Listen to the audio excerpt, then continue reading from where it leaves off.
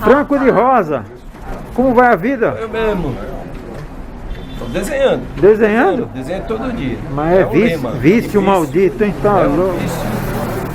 Oh, mas Eu gosto de desenhar todo dia. É fogo, um vício maldito. Mas também escrevo todo dia. Ah, louco, meu. Roteirinhos. É bom. Fazer cartoon. Cartoon? Cartoon. Folha da tarde, cartoon. Fazer reportagens. Folha da tarde, cartoon. Ler gibi. Que é bom, eu não consigo, não dá tempo. Não consegue mais, né? Tem que ficar trabalhando. Ah, louco. Ô, Franco, lançou um livro, Franco? Esse é o livro que o senhor Nobu Shinen, professor Nobu Shinen, escreveu. Nós fizemos 6 sessões de entrevistas, mais ou menos. Fora os conhecimentos dele já, né, acompanhando a minha carreira. E também comecei depois a passar uns palpites para ele, completando, né, informações, principalmente as informações das legendas. Mas é um livro bem... 50 anos de carreira não, né?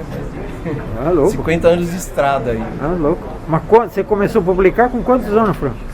Com 15. 15? 15 para 16. Era um fanzine, era fanzine de jornal de escola. Na verdade, se chamava boletim naquela época. Não era fanzine. E era um jornal da escola feito com mimeógrafo,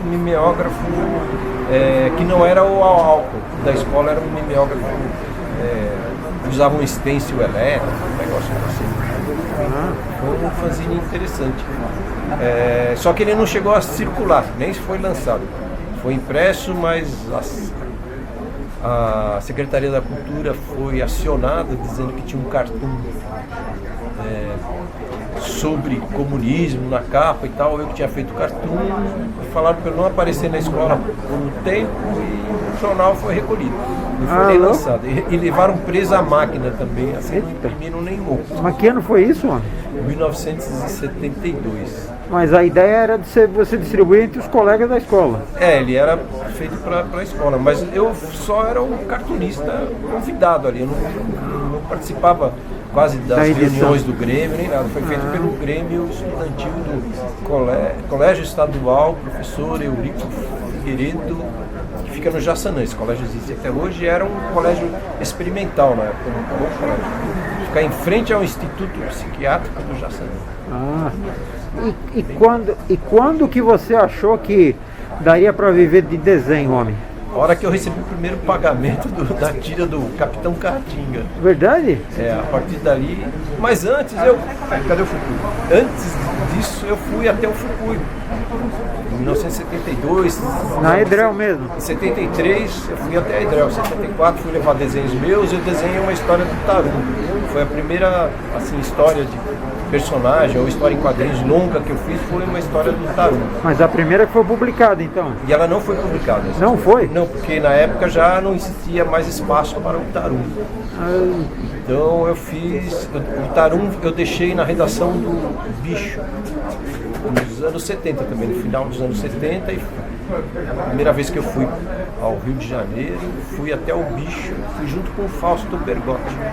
Isso no livro tem, contando os detalhes dessa viagem e tal. Foi bem interessante. Mas eu fiquei... Você deixou esse original lá para os caras analisarem? Isso. Quem me atendeu foi o Luscar. O Luscar, que era um dos... O Bicho era feito pelo Fortuna. E o Luscar era o editor assistente dele. O Luscar da Casa Verde, que é o decano, né? Foi o decano dos cartunistas da Casa Verde, que é um bairro impressionante que tem mais de 10 cartunistas. Tem mais de, 30, 40 jornalistas ali da Casa Verde, uma coisa curiosa, né? Mas aí quando você conheceu o Seabra? Foi na livraria Gibi, junto com o Giovanni, conheci os dois no mesmo dia, junto com o Sérgio Pereira, na livraria Gibi. E a gente... Eu conheci eles porque eu levei, antes de conhecer os dois, ou os três, eu fui até a livraria Gibi, que eu vi o endereço da livraria Gibi numa revista da Ebal, e quando eu fui na Gibi, levei o fanzine que eu fazia, que era o Frama, que foi feito em 72 também. E o Ademar, que era o dono da livraria, falou para eu ir num sábado lá que eu encontraria muita gente da área de quadrinhos. E no sábado que eu consegui ir lá, que demorou, levou uns 3 meses. Aí eu conheci no mesmo dia o Seabra, o Giovanni e o Sérgio Pereira. E a gente foi fazer um boletim na época para a Livraria Gibi. Nós fizemos 3 edições. Isso foi que ano? Foi em 73, se eu não me engano. Mas em 74 que eu comecei a fazer o Capitão Catinga e o Chucrutes, a tira do Chucrutes, junto com o Seabra. Mas como é que vocês chegaram lá? Você já estava com o material pronto para entregar para o jornal? Já. A gente tinha feito por sugestão do pessoal do Gibi, o Ademar e outros falaram pra gente fazer tiras, o professor Diamantini e tal, para desenhar tiras e levar num jornal.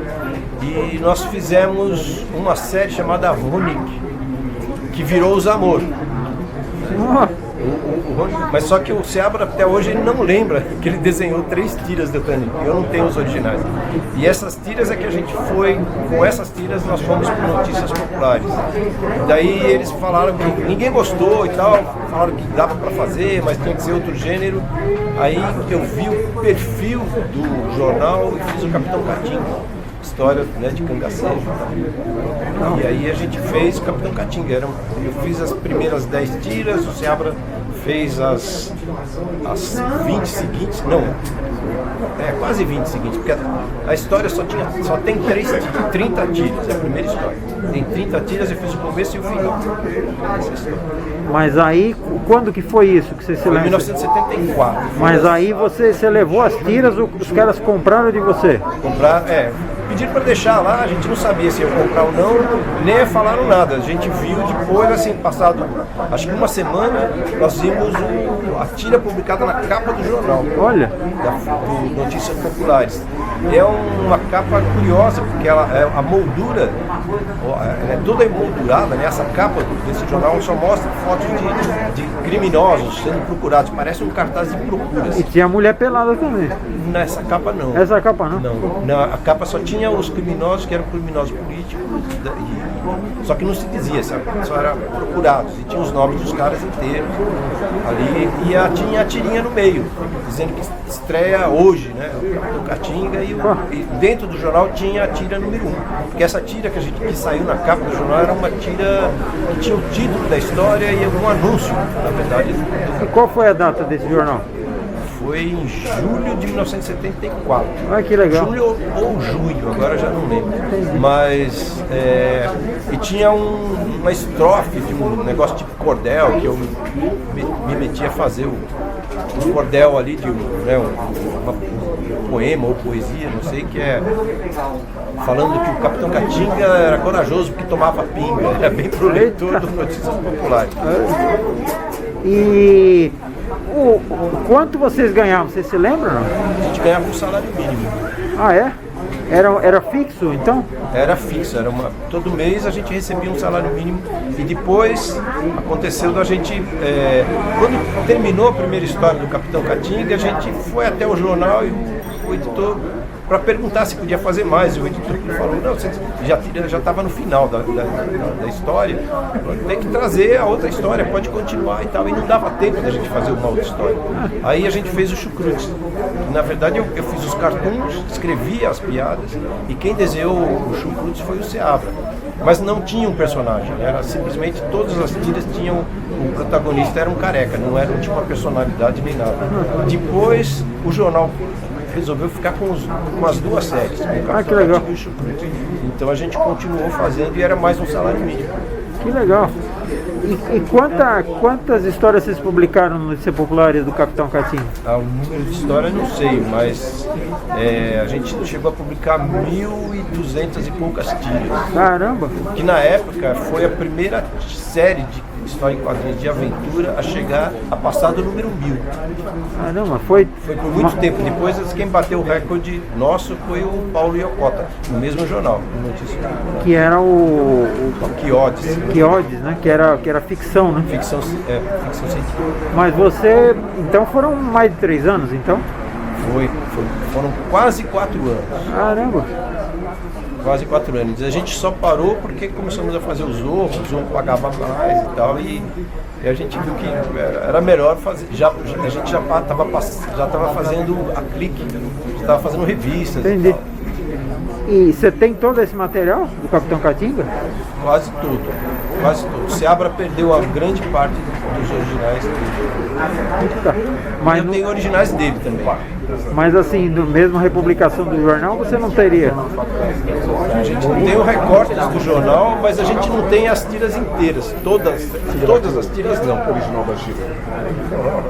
Se você for publicar, vai ter que caçar na folha. Dá para publicar, para pesquisar, né? Isso aí.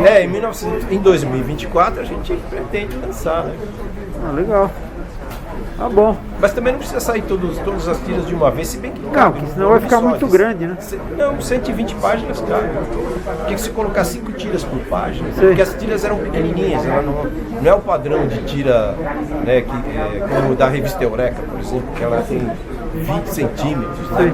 As tiras no Notícias Populares, elas saíam com 13 centímetros e meio. Já saía quase informativo. Caramba, legal. Então essa e outras histórias da sua carreira está no livro? Tem muito mais, porque eu falei aí até 1974. Daqui vai até o ano de 2021. Legal. Que foi. O Nobu tá aí. E como e onde é que acha esse livro? Esse livro se acha aqui na Comics, se acha na distribuição alternativa do Vorney Almeida de Souza, você conhece? Não conheço não. E também em eventos de quadrinhos Legal. que estejam em São Paulo, mas eu pretendo ir para outros lugares. O problema é que o livro saiu bem na pandemia, né? Em período de pandemia, a gente não conseguiu mais ir para outros eventos. Mas eu estive em Ourinhos e levei o livro para lá. Legal. Parabéns, meu filho. Muito obrigado. Continue, tio. Continua, tio. Desenho todo dia. Então tá bom. Legal. Obrigado, Fran. Muito obrigado. Falou.